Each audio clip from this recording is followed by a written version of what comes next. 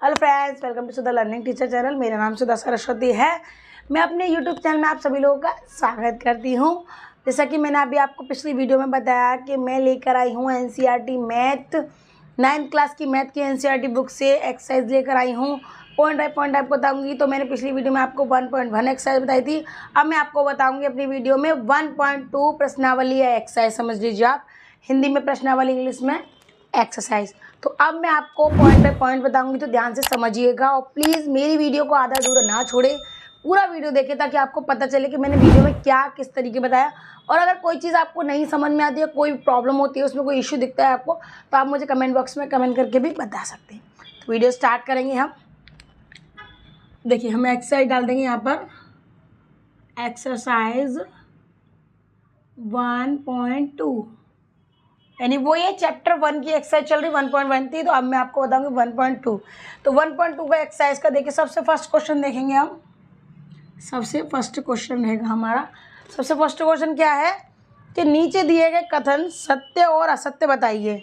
ठीक है, सही और गलत बताने हैं आपके, और उसका कोई कारण आप बता सकते हैं अपने उत्तर में, अपने हिसाब से। आप जैसे जैसे आपको समझ में आता है वो चीज़, वो आप बता सकते हैं। देखिए, पहले का फर्स्ट पॉइंट देखेंगे आप। यहाँ पर क्या करना है आपको, सत्य और असत्य लिखना है। सत्य और असत्य, असत्य, ये आपकी हेडिंग है। इस पॉइंट को हम थोड़ा सा नीचे लिख देंगे। देखिए, यहाँ पर लिख देते हैं हम। अब फर्स्ट पॉइंट क्या कह रहा है आपका कि प्रत्येक अपरिमेय संख्या एक वास्तविक संख्या होती है। जी, आपको ध्यान से सुनना है कि प्रत्येक अपरिमेय संख्या आपकी वास्तविक संख्या होती है। जैसा कि अभी मैंने आपको पॉइंट में बताया था पिछली वीडियो में कि अपरिमेय संख्या को वास्तविक संख्या भी कहते हैं। तो उसका सीधा सीधा क्या है कि जो अपरिमेय संख्या है वो वास्तविक संख्या भी हो गई। तो आप इस तरीके से कारण भी दे सकते हैं इसका कि प्रत्येक अपरिमेय संख्या एक वास्तविक संख्या इसलिए होती है क्योंकि अपरिमेय संख्या को ही वास्तविक संख्या कहा जाता है। कारण हो गया आपका इस तरीके से। तो आप पहला आपका हो जाएगा सत्य, सत्य यानी कि पहला हो जाएगा पॉइंट आपका सही। और जैसा मैं आपको बताया, कारण आप उस तरीके से दे सकते हैं। अब दूसरा देखेंगे, संख्या रेखा का प्रत्येक बिंदु। संख्या रेखा का प्रत्येक बिंदु यानी कि एक ये रेखा है, इसको बोलेंगे संख्या रेखा का प्रत्येक बिंदु। प्रत्येक बिंदु रूट m के रूप का होता है, जहाँ m एक प्राकृतिक संख्या है।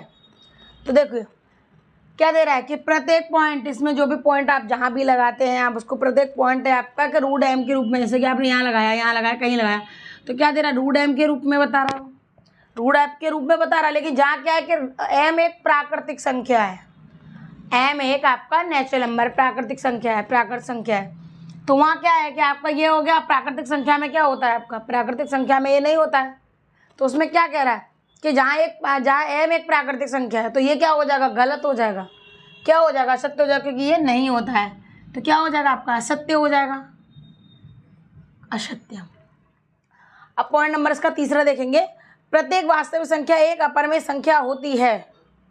प्रत्येक वास्तविक संख्या एक अपरिमेय संख्या होती है। देखिए, जो वास्तविक संख्या होती है, जैसा कि मैंने आपको बताया था कि वास्तविक संख्या पर अपरिमेय संख्या सारी वास्तविक संख्या हो जाती है। लेकिन वास्तविक संख्या में क्या होता है कि कुछ संख्या उसमें थोड़ी सी एक दो चेंजेस हो जाती हैं, उसमें संख्या चेंज हो जाती है। तो उसमें क्या होता है कि वास्तविक संख्या एक पर अपरिमेय संख्या होती है नहीं, क्या होती है, नहीं होती है, क्योंकि सारी संख्याएं वैसे सेम रहती हैं।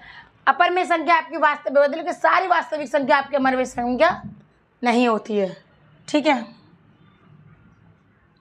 असत्य हो गया। यह आपका पहला क्वेश्चन खत्म हो गया, यानी कि फर्स्ट क्वेश्चन आपका खत्म हो गया। अब हम क्या बताएंगे आपको, ये फर्स्ट हो गया। अब आपका रहेगा सेकंड क्वेश्चन। सेकंड क्वेश्चन क्या कह रहा है वो, क्या सभी धनात्मक पूर्णांकों के वर्गमूल अपरिमेय होते हैं। देखिए, जो सभी आपके धनात्मक पूर्णांक यानी कि आपके 1 2 3 4 5 जो भी हैं आपके, उसमें क्या अपरिमेय होते हैं। वो पूछ रहा है आपसे, अपरिमेय होते हैं कि परिमेय होते हैं, क्या होते हैं। यदि नहीं तो एक ऐसी संख्या के वर्गमूल का उदाहरण दीजिए जो एक परिमेय संख्या है। उसमें कह रहा है कि धनात्मक पूर्णांक निकालना अपना। धनात्मक पूर्णांक का क्या वर्गमूल अपरिमेय है कि नहीं है, वो आपसे पूछ रहा है कि अपरिमेय है कि नहीं है। और उसी का एक उदाहरण देना है आपको एक उदाहरण देना है, डायरेक्टली एक उदाहरण देकर हमें बता देना, उससे कोई दिक्कत नहीं है या नहीं वो पता चल जाएगा। आपको एक ऐसी संख्या अब लिख देनी है, यहाँ पर एक ऐसी संख्या लिख देनी है आपको। ये देखिए, सबसे पहले आप एक पॉइंट समझ लीजिए क्या दे रहा है उसमें, कि सभी धनात्मक पूर्णांकों के वर्गमूल अपर में होते हैं। सबसे पहले आप देखिए, सभी धनात्मक पूर्णांकों के वर्गमूल वर्गमूल का मतलब आप समझ सकते हैं, स्क्वायर जो होते हैं, वर्गमूल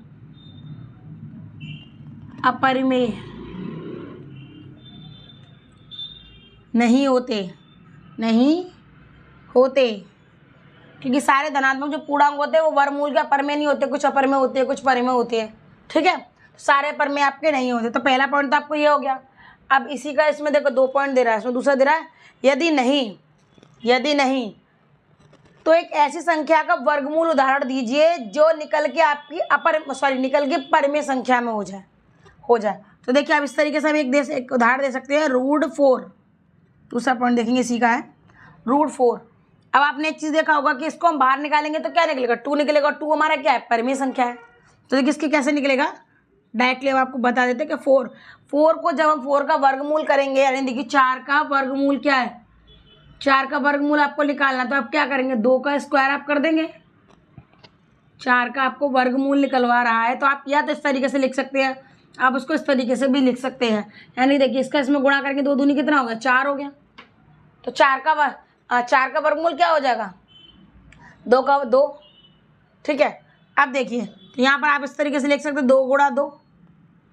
अब देखिए रूट को भी क्या है, स्क्वायर माना जाए, तो आप एक तरह से ये मान सकते हैं कि एक संख्या इसके अंदर से अगर आप रूट हटाएंगे तो इसका जोड़े में से एक बाहर आएगा, एक अंदर ही रह जाएगा, मतलब एक कट जाएगा पूरा। आप ऐसा मान लीजिए, रूट से आपने ये काट दी संख्या, एक संख्या बाहर निकलेगी, तो क्या निकला आपका, बाहर निकला 2। क्या निकला, 2 क्या होती है, 2 परिमेय संख्या होती है, क्योंकि प्लस माइनस पॉइंट कुछ नहीं है। ये क्या है, परिमेय संख्या है, समझ रहे हैं आप कि 2 आपकी परिमेय संख्या है। तो आपका क्या हो गया, 2 एक परिमेय संख्या का उदाहरण है। ये आपका इस तरीके से आपका सवाल दूसरा हो गया। अब मैं आपको तीसरा बनाऊंगी, जिसमें आपका चित्र वगैरह बना हुआ है। आपने देखा होगा कि तीसरा वाला आपका क्या है, तीसरे वाले में चित्र बना हुआ है, वो आप देखेंगे, वो चित्र के थ्रू आपको समझाया जाएगा। थोड़ा तरीके से समझिएगा, उसको ध्यान समझिएगा, कुछ समझने वाला क्वेश्चन है आपका, इम्पोर्टेंट है, वो भी देखिए। अब देखेंगे हम, अब एक चीज़ देखेंगे हम, क्वेश्चन नंबर क्या है आपका, 3 आपका क्वेश्चन नंबर 3 है आपका। तो क्वेश्चन नंबर 3 में क्या दे रहा है, वो आपको ध्यान देना है। क्वेश्चन नंबर 3 दे रहा है, दिखाइए कि संख्या रेखा पर √5 को किस प्रकार निरूपित किया जा सकता है, दिखाइए कि संख्या रेखा पर √5 को किस प्रकार निरूपित किया जा सकता है। √5 को निरूपित करना है, √5 को निरूपित कीजिए, √5 को निरूपित कीजिए। तो अब हम एक क्या करेंगे, हमको ना इसमें हम इस वाला जो क्वेश्चन है हमारा, इसमें हम एक चित्र ड्रॉ करेंगे, एक पिक्चर ड्रॉ करेंगे हम, यानी कि हमको पूरे चित्र उसको ड्रॉ करेंगे हम, उसके थ्रू हम आपको सवाल बताएंगे। ठीक है, सबसे पहले हमें देखिए एक रेखा खींच ली जाएगी यहाँ पर, पहले हम एक चित्र बनाएंगे, उसके बाद हम आपको उसको रेखा के सारी चीज़ें वो दिखाएंगे आपको। ठीक है, तो हमने चित्र बनाया यहाँ पर, तो क्या रहेगा हमारा चित्र रहेगा यहाँ पर एक पॉइंट रहेगा यहाँ पर बीच में, उसके बाद क्या माइनस के उधर हो जाएंगे आपके, प्लस के उधर हो जाएंगे। तो देखिए 0 1 2 3 4, इधर -1 -2, हम चाहे तो उसको और भी आगे बढ़ा सकते हैं, 3 कर सकते हैं, 3 भी कर सकते हैं, 4 भी कर सकते हैं, -3 हम इतने रखेंगे आपको इसको फिलहाल के लिए। आप चाहो तो दोनों का बराबर भी संख्या कर सकते हो, कोई प्रॉब्लम नहीं होगी। अब उसके बाद क्या कह रहा है उसमें देखिए, क्या आप देखिए इसमें क्या कह रहा है, QB पर एक लंबाई वाले लंब BD की। अब देखिए यहाँ पर एक पॉइंट है, बहुत इंपॉर्टेंट पॉइंट रहेंगे आपके, कि आपको जैसे जैसे हम चित्र बनाएंगे उसके थ्रू हमको थ्योरी भी लिखनी है, अब देखिए यहाँ पर हमने क्या किया है, कि 0 और -1 है, हम √5 को कर रहे हैं तो -1 है, तो -1 से हमने एक रेखा खींचेंगे, हम -1 से हम एक रेखा खींचेंगे, यहाँ पे ऊपर एक हम रेखा खींच देंगे। तो रेखा खींचने के बाद क्या होगा कि हमारा एक आगे पॉइंट लग गया, हम ए पॉइंट दिया हुआ है, हमारा ए पॉइंट है हमारा, तो हमको ए पॉइंट क्या लेंगे, यहाँ पर हम ले लेंगे ए पॉइंट, ए ले लेंगे, ठीक है। अब हमने क्या करेंगे, हम इसको ए लेंगे, ए लिया जाएगा, तो ए पॉइंट भी हमारा ये हो गया, इस तरीके से टेढ़ा हो गया, ए हो गया, ए ले लिया गया हमने, तो वहाँ पर भी एक हमने रेखा खींच दी। निरूपित करने के लिए हम क्या करेंगे, हम इसको जोड़ देंगे, इसको इससे जोड़ देंगे, जोड़ दिया कि नहीं जोड़ दिया। फिर हम क्या करेंगे, यहाँ से लेके हम इसको यहाँ से एक यहाँ पे से ड्रॉ करेंगे, इनके नाम भी हम उसी हिसाब से रखते जाएंगे। देखिए ये रहेगा हमारा डी हो गया, ये हमारा ई हो गया, ये हमारा बी हो जाएगा, क्या हो जाएगा हमारा बी हो जाएगा। अब हम क्या करेंगे, इसको यहीं से या इस तरीके से हमको घुमा के, इस तरीके से हम घुमा के इसको यहाँ पर लेके जाएंगे, कहाँ ले जाएंगे हमारे, हाँ घुमा कर लेके जाएंगे, हम इसको यहाँ पर ले लेंगे, इसको आगे बढ़ा लेंगे आगे, ठीक है। तो ये हमारा एक चित्र बन के तैयार हो रहा है, आप इसको ध्यान समझेंगे। फिर हमने एक एक्स्ट्रा लाइन कर देनी है, हमको आगे बढ़ा देनी है, इसको आगे बढ़ा देनी है इसको। मतलब उससे क्या है कि इसको हमने एक तरह से एक एंगल बनाया है, इसको इसी के थ्रू इसको एक बड़ा एंगल कर दिया गया है। दोनों प्रोसेस आपको चलेंगे साथ में, ठीक है। आप देखेंगे, आप क्या कहते हैं इसको, हमने देखा है आपको, आगे हम इसको देखिए, ये हमारा क्या कहलाएगा, क्यू कहलाएगा, ये हमारा हो जाएगा सी हो जाएगा इधर पॉइंट पर, ठीक है। तो ABCD पर हो गया, क्यू हो गया हमारा। अब देखिए इस √5 को निरूपित करना है, यानी कि √5 हमको ये वाला हिस्सा निरूपित करना है, ये करना है।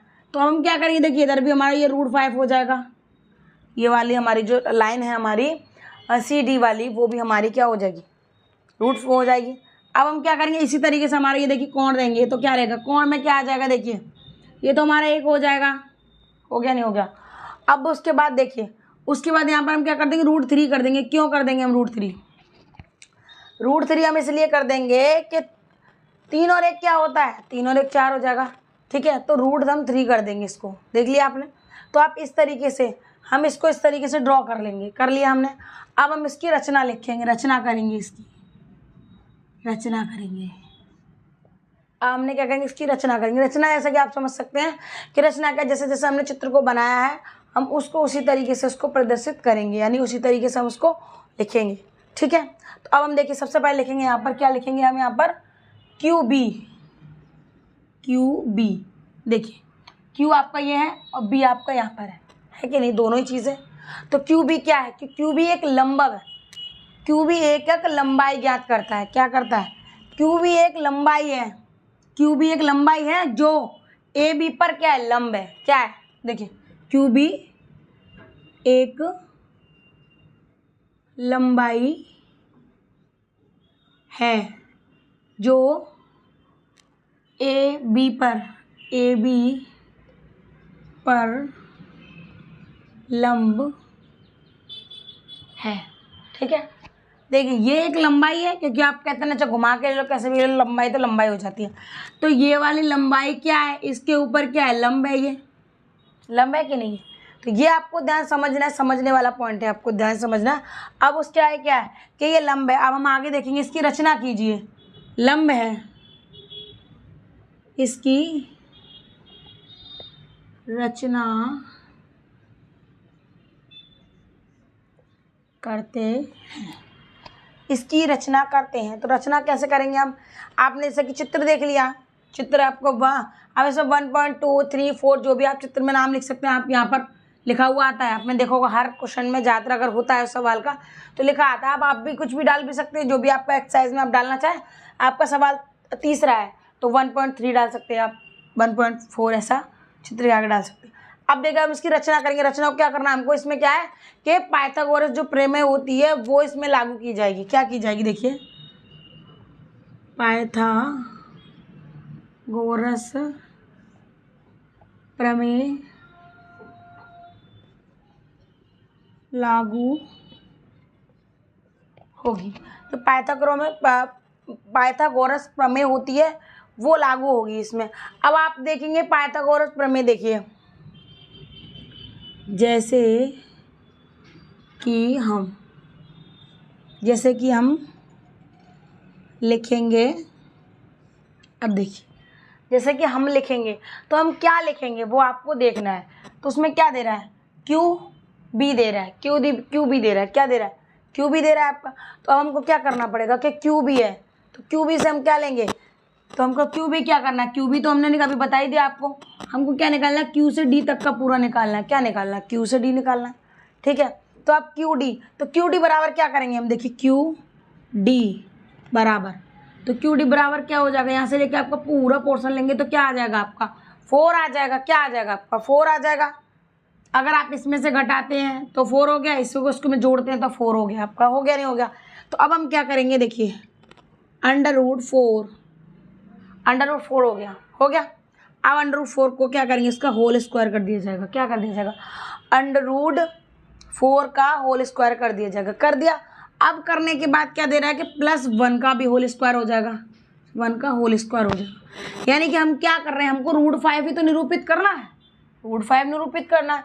तो अब हम क्या करेंगे, 4 करेंगे, यहाँ पर 1 करेंगे, क्योंकि इनको जोड़ेंगे तो 5 आएगा, और उसके बाद भी हमको 5 ही निकलना ही चाहिए। तो आपको क्या है कि ये आपको प्राप्त होता है, ये हमको प्राप्त हुआ, क्या हुआ कि इस तरीके से हमको प्राप्त हुआ। अब हमको क्या करना है कि एक प्रकार की सहायता से, जैसे कि प्रकार आप समझते हैं, आज जैसे कि हमारी प्रकार जो पेंसिल से ड्रॉ करने के लिए रहती है, आपने देखा होगा इस तरीके से होती है, इस तरीके से यहाँ पर एक वो उसमें लगा रहता है, एक इस तरीके की स्टील की रहती है, यहाँ एक सुई होती है, एक साइड में सुई, यहाँ पर आपको पेंसिल वगैरह कुछ भी लगानी होती है, उसके बराबर करके आपको इस तरीके से करके बीच में रख के उसको आप प्रकार से घुमाएंगे तो उसका सर्कल लगता है। और चाहे तो आप चाप भी लगा सकते हैं, एक इधर से चाप एक इधर से चाप, फिर उसको बीच में ऐसा लाइन खींच देते ना, तो उस तरीके से प्रकार रहती है आपकी।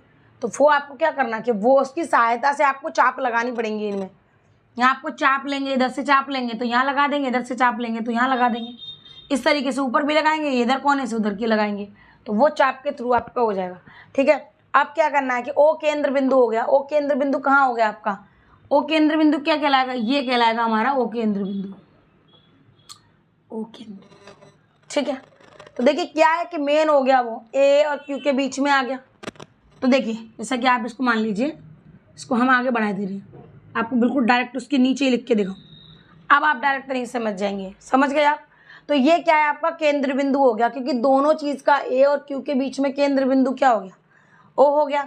तो आपको क्या करना है, इसी की सहायता से अब हमको क्या करना है, इसको हमको सॉल्व कर लेंगे। सॉल्व करने के बाद क्या होगा कि आपको क्या है कि √5 आपका निरूपित होना चाहिए, √5 निरूपित होना है। अब इस तरीके से लिखेंगे आप, तो आपका क्या है कि इसको अगर आप सॉल्व कर देते हैं, किससे, रूट से रूट कट जाए, रूट से 2 कट जाएगा, 4 निकला, और 1 का स्क्वायर आपको पता है 1 ही होता है। तो उसको क्या कर देंगे, देख लीजिए अब ऐसे ये हो गया। अगर हमने इसको खोल देंगे, खोल दिया हमने, तो रूट हटेगा तो स्क्वायर भी हट जाएगा, ठीक है। तो यहाँ डायरेक्ट 4 निकल के आएगा। इधर भी ये तो आपको पता है 1 का वर्ग तो 1 ही होता है, क्योंकि आप 1 × 1 करेंगे तब भी आपका 1 ही आएगा। तो यहाँ करेंगे 1 हो गया, तो बराबर क्या हो गया आपका 5 हो गया। लेकिन यहाँ पर क्या इधर है 2 4 है, 2 4 है तो 1 4 निकल आया। अब ये क्या करें इस तरीके से, तो आप इसको चाहो आप भी देखो इस तरीके से आप इसको रूट में भी कर सकते हैं। तो यहाँ पर क्या लेंगे आप, रूट में हो गया, क्योंकि ये जुड़ गया तो क्या होगा, जुड़ने के बाद तो रूट हो गया, तो आपको क्या निकल के आया, देखिए √5 निरूपित किया।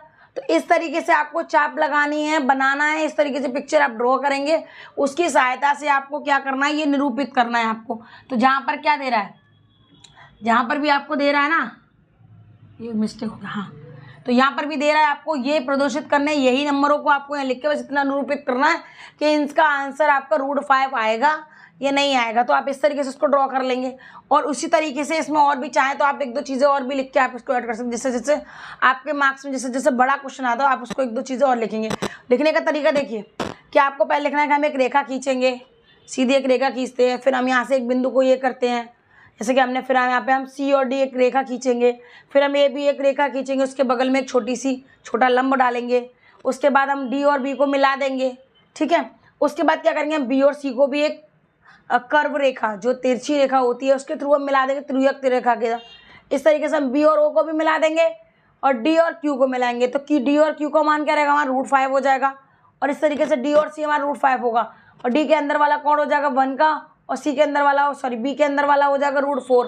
तो अब इसको आपको निरूपित करना है, तो हम इसको निरूपित करेंगे तो हम इस तरीके से करेंगे कि 1 और √4 को ले लेंगे, तो इस तरीके से आपका √5 निकल के आएगा। तो ये आपको रचना में इसको और भी बढ़ाना, और भी आप बड़ा कर सकते हैं इसको, और भी 2-4 लाइन आप इसका कर सकते हैं। तो इसमें क्या हो गया, इसमें क्या हो गया, सी भी आपकी त्रिज्या हो गई, क्योंकि सर्कल रह गया आपका, सर्कल में क्या हो गया, वो त्रिज्या हो गई आपकी। तो आपको ये चीज़ आपको बहुत पॉइंट बाय पॉइंट समझना है, आपको संख्या के साथ ही आपको करना पड़ेगा, ठीक है। संख्या का आपको क्या है, देखिए ये आपकी क्या हो गई, ये आपकी क्या हो गई, रेडियस हो गई यानी त्रिज्या हो गई, क्योंकि आपने एक सर्कल बनाया, सर्कल में एक जो लाइन अंदर जाती है आपने देखा होगा इस तरीके से सर्कल बनाया। अब आप इसको पॉइंट से यहाँ पर लेंगे तो ये क्या होगी, आर हो गई, त्रिज्या हो गई। लेकिन अगर आप इसको पूरा ले लेंगे तो पूरा क्या हो जाता, पूरा हो जाता व्यास, त्रिज्या होती है सिर्फ आधी, किधर भी ले लो। तो ये आप इस तरीके से आपको इसको निरूपित कर सकते हैं आप इसको, और त्रिज्या मानकर आप इससे लिख सकते हैं, जैसे कि हमने डी क्यू को त्रिज्या मानकर इस सवाल में क्या बोलते हैं इसको, ओ हमने केंद्र माना है।